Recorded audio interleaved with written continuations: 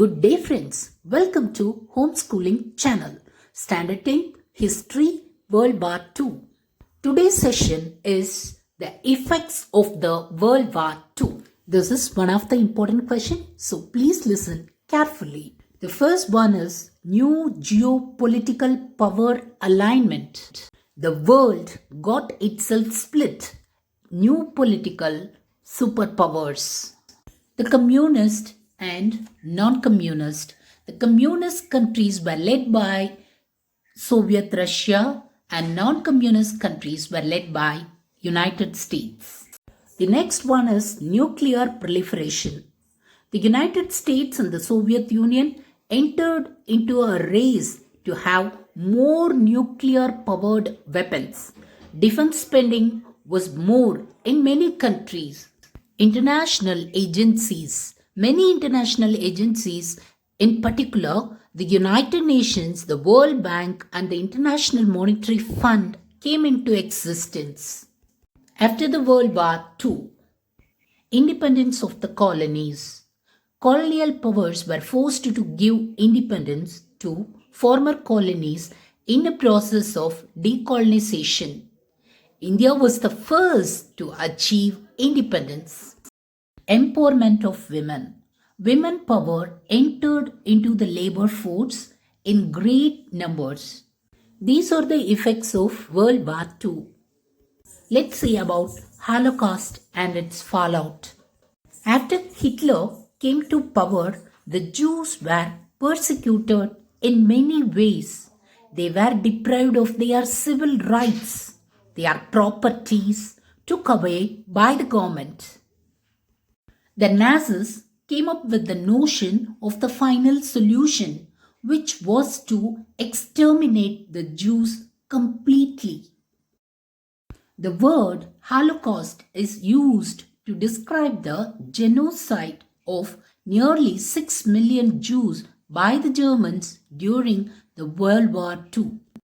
Genocide is the act of killing of the people of a particular race, religion, etc. A Shakespeare's play, The Merchant of Venice, clearly depicts the dislike and distrust of Jews among the people.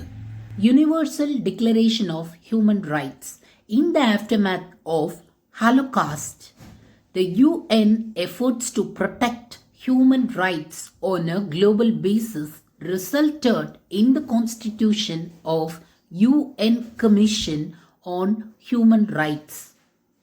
This committee was chaired by Mrs. Eleanor Roosevelt. Mr. Charles Molik, P.C. Chung, and John and Rennie Kazan are the members of this committee. The Universal Declaration of Human Rights was its important contribution. The Universal Declaration of Human Rights set forth fundamental human rights in 30 articles. The UN adopted this charter on 10th December 1948. This day is observed globally as Human Rights Day. Birth of Israel. A major outcome of the Holocaust was the creation of the State of Israel as a homeland for the Jews. While this was historically the virginal home of the Jews during Roman times.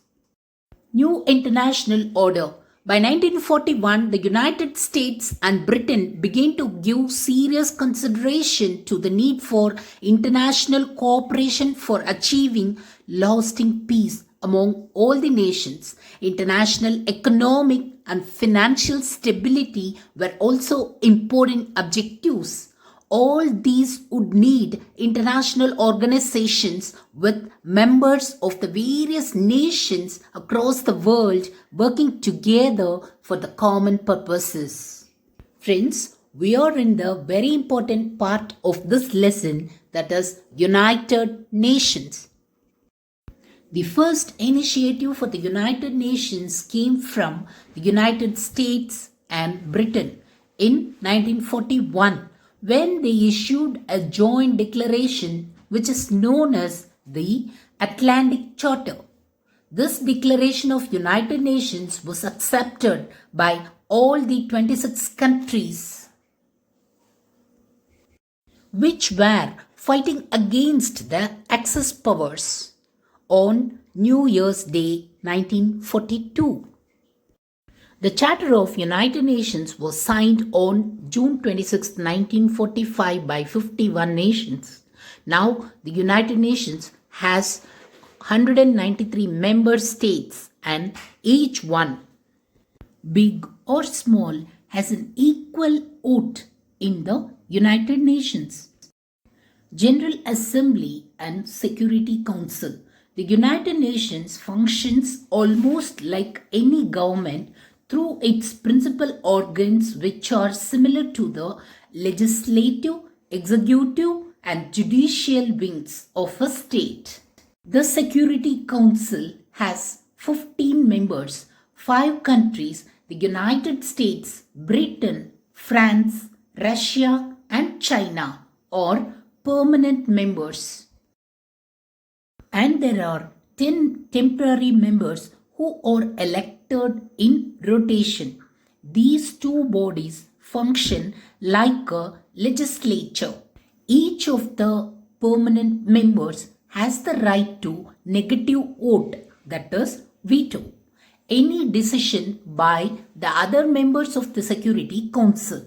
This right has often been used to block major decisions, especially by the superpowers, the United States and Russia. Major issues and conflicts are discussed in the Security Council. Administrative structure. The executive wing of the United Nations is UN Secretariat. It is headed by the Secretary General, who is elected by the General Assembly. The Secretary General, along with his cabinet and other officials, runs the United Nations. The International Court of Justice, headquartered at The Hague in Holland, is the judicial wing of the United Nations. The Economic and Social Council, the fifth organ of the United Nations, is responsible for coordinating all the economic and social work of the United Nations. The Regional Economic Commission functioning for regional development across the various regions of the world. Let's see the other important organs of UN. Food and Agricultural Organization, World Health Organization, UN Educational, Scientific and Cultural Organization are some of the special agencies. There are also special organizations funded voluntarily by the member countries. The two best known among them are United Nations Children's Fund and United Nations Development Programme. Activities of the UN. Over the decades, the United Nations has expanded its activities in response to the changing problems facing the world. Thus, in the 1960s, decolonization was an important issue. Human rights, the problem of refugees, climate changes, gender equality are all now within the ambit of the activities of the United Nations. The United Nations Peacekeeping Force has acted in many areas of conflict all over the world. So friends, in this video, we have seen the effects of the World War II and the United Nations. The same content will be explained in Tamil. For that, please click the following link. Subscribe the channel, write the comments. Thank you.